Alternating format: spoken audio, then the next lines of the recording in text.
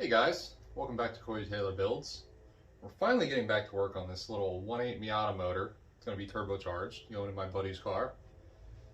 It's been about negative 20 degrees in Pennsylvania the last couple weeks, so I haven't had a chance to pressure wash it like I've been hoping. So I finally got it done today. Most of the boring stuff on this motor I did off camera in order to make this one video. We're going to assemble this. Probably start with this here crankshaft. I have a box of parts over there. About half of it is for this LS engine right here, and the other half, now that's the good stuff we need for this one. Let me show you. So here we got water pump, ARP head studs, king rod and main bearings. This is my favorite part right here. These are purty. I'll show this on camera because I know the owner is going to want to see it. He won't be able to see these once they're in the motor. These right here are our Manley H beam forged rods. These things are gorgeous. Really excited to get these in and see what they look like. But from this look, gorgeous. We have these ARP bolts in here already. Everything should just bolt right up and we should have no issues. Filed the rings for us, and the head is inside my house right now because I cleaned it in the basement because it's so damn cold out here. But once we get the bottom end together, we'll get the head out, bolt that on. Good to go. Love these rods. We also have this oil pump and then a large box that I'm not going to carry over here and set here of gaskets and timing belt, idler pulleys, all the fun stuff. This right here should be the first box we need. How in the world? Let's get this thing open and get our bearings out of here. Now, come on now. All right, let's get our upper bearings set in here so we can set the crankshaft in and then put our thrust bearings in.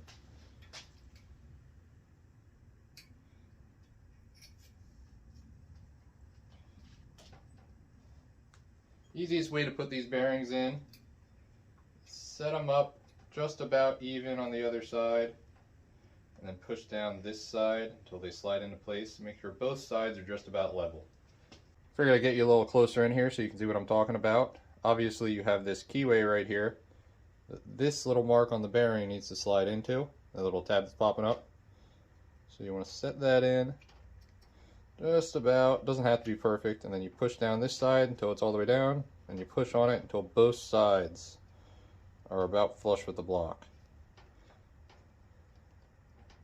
You want to get that as close as you can normally, just so you don't have any issues. Make sure they're all like that, and go through. Before we lug the crankshaft over here, we're going to lube up these bearings with some assembly lube. I'm going to get a nice amount on all of them.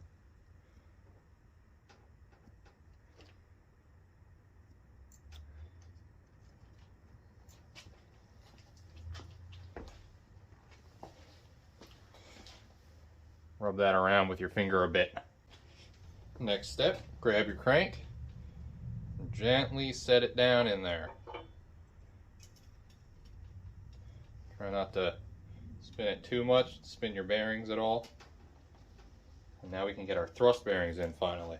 Now don't forget this, because it's really going to suck when you torque your main caps and then you see your thrust bearings sitting on the workbench. Best thing, just kind of give them a nice coating. Both sides. And then the grooves you want facing out towards the crank. So you want to set it down like this and spin it on in the grooves. Got all the bearings in my main caps now, getting ready to put these on. Before I start doing that, every single cap has a number on it right in the middle, and this little arrow. They're not all exactly like this. I think only the one in the front and the one in the back all have that kind of arrow. I'll show you the rest of them when I get there. This arrow needs to point towards the front of the motor, because that's how the main caps were in when they line hoed this motor from the factory. So you want it to be numbered. This one's number 5, so it goes all the way in the back, and then the arrow pointing towards the front. This is what the ones in the middle look like. You can see it's got a much smaller arrow right down there, just a tiny little one. This one has the number 4 stamped on top, so we know that goes in our 4th spot.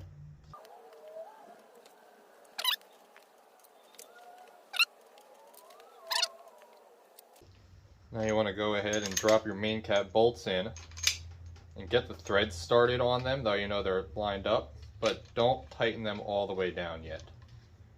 Just get them started. Alright, once you have all your threads started, obviously from just setting these main caps down in here, they're not tucked into this little groove yet. It takes a little bit to get them down there.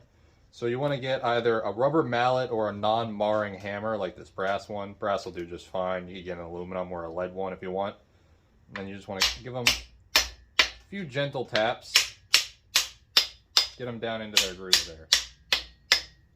You'll be able to hear a sound difference from when they're loose versus once they actually get all the way set. And then once they're all the way set, you can finally run these all the way down, but don't tighten them yet. Obviously, we got to torque them. So to torque these main caps, it's 20 foot-pounds and then a 60-degree turn after that. So first, we're going to torque them to 20 foot-pounds using the torque wrench here. Then we're going to get the breaker bar out, do a 60-degree turn on them.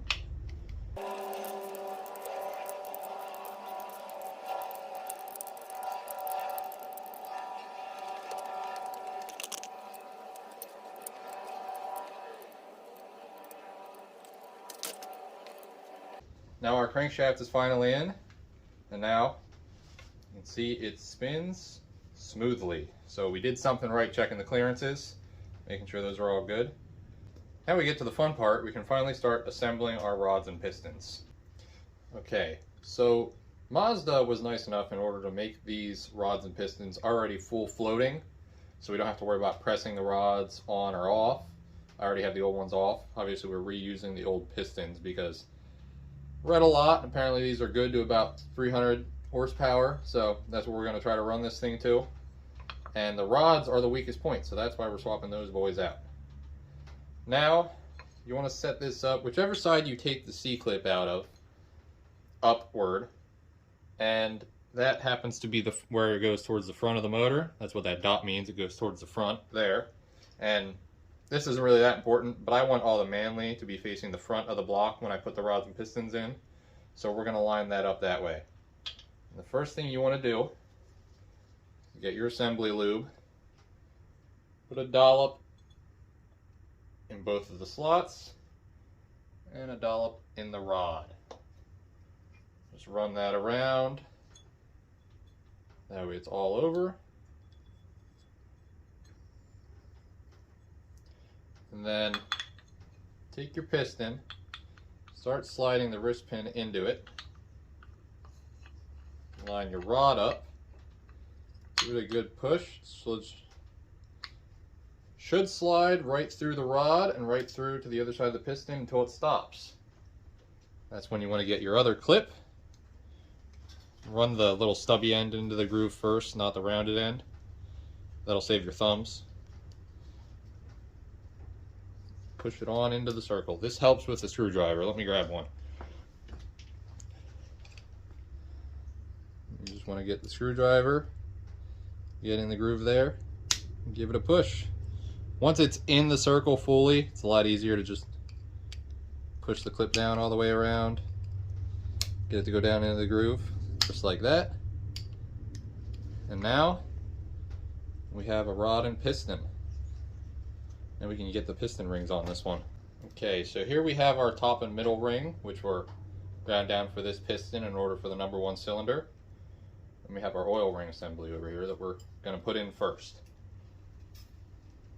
So you want to take this squiggly line ring, just run that one into the 3rd groove all the way down. That's your oil ring. Take these 2 thin rings, separate them because they're always stuck together for some reason. I'm going to put that in the lower groove right there. Run it around the top and just run your finger around that groove It'll tend to just drop right back into that place. Same thing with the upper one for the oil ring. Run it around, get it right in that groove.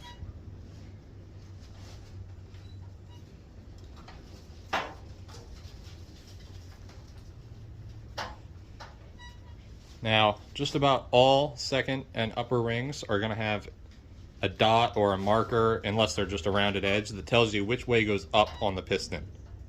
Typically when you get the rings, there's going to be a little booklet that lets you know how to tell what it is by the style.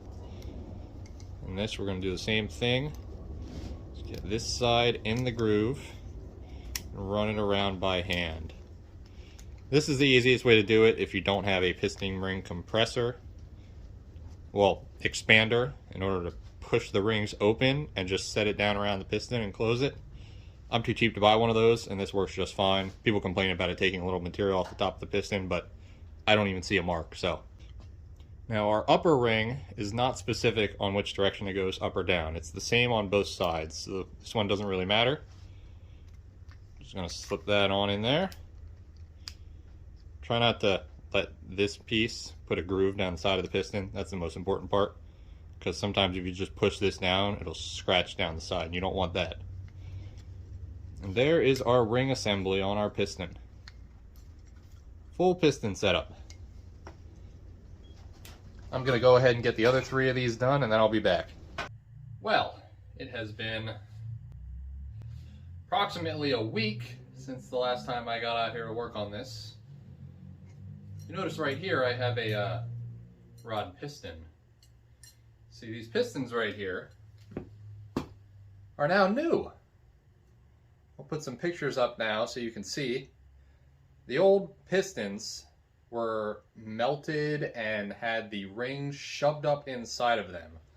Looks like probably happened from overheating. Someone overheated, the rings pressed against the sides of the cylinders and closed the gap and started to melt the pistons from heat and started to try to shove their ways through them. Luckily enough, somehow our bores did not get messed up in that process. We went over those before we started reassembly, but I don't know how I didn't notice the piston issue before. But overall, now we're ready to start putting these back in. So let's get to that. Get this engine flipped over on its side so it's a little easier for us to slide these pistons in without trouble.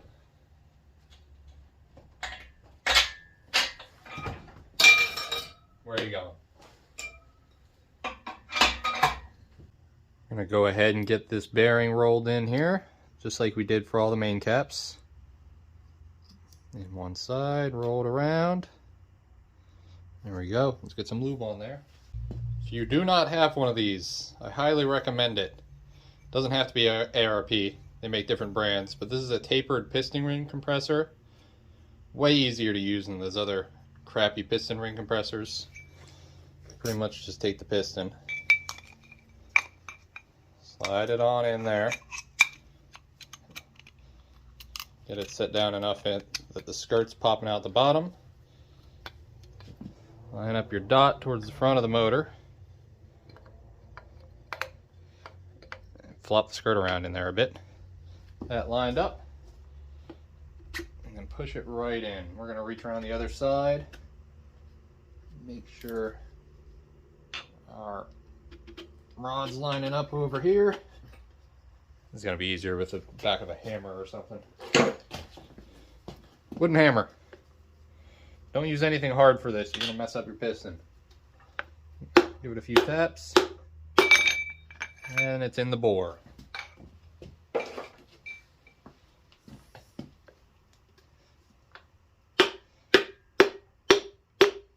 Tapping it in and reaching around back. Make sure that your rod is lined up.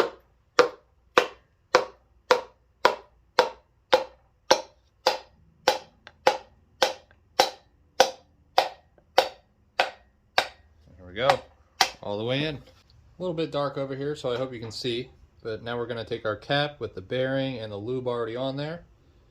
You want to line up the side with the notch on it with the side on the rod that has the notch on it. They're going to be on the same side. And you just want to start the threads. And once you have the threads started, Push that cap into place. And then you're going to run them down by hand. And you want to whip out your torque wrench. Set it to the right torque spec. In this case, it's going to be 65 foot-pounds. First, you want to run both of the bolts all the way down before you start torquing.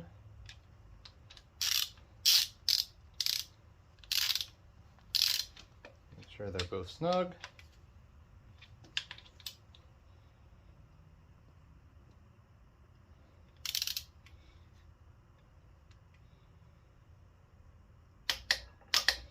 "65 foot-pounds is a lot for these little bolts. They are ARP, so they'll hold it.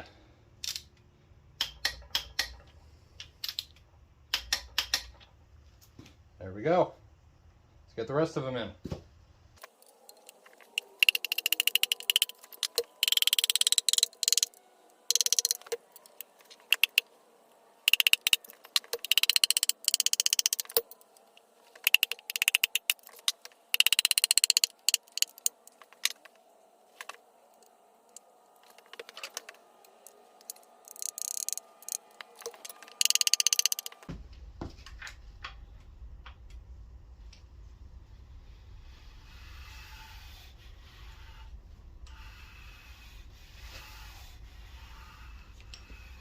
These are your crush washers for your oil squirters. Don't forget these, otherwise you're going to have leaking oil on the inside of your motor and lose oil pressure. You want one. Oh. You want to go on there?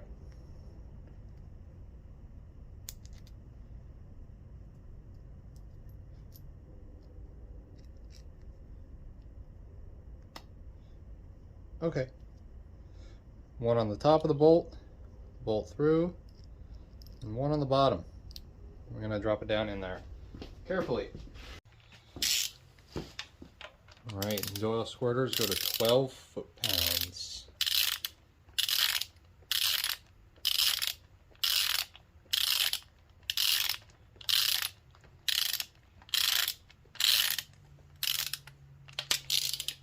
Make sure that squirter's on there straight.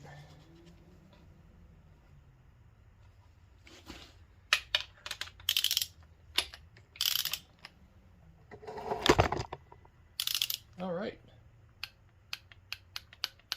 Get our rear main seal in place. Got the new seal in here. That's pretty easy to put in. We got our gasket set on the back. And drop it in, slide it into place, and then get the bolts in. Be pretty careful not to force this on the crankshaft, because you can mess up the seal if you get it on there wrong. Ours went on pretty smooth. We're going to get the bolts in and tighten it down.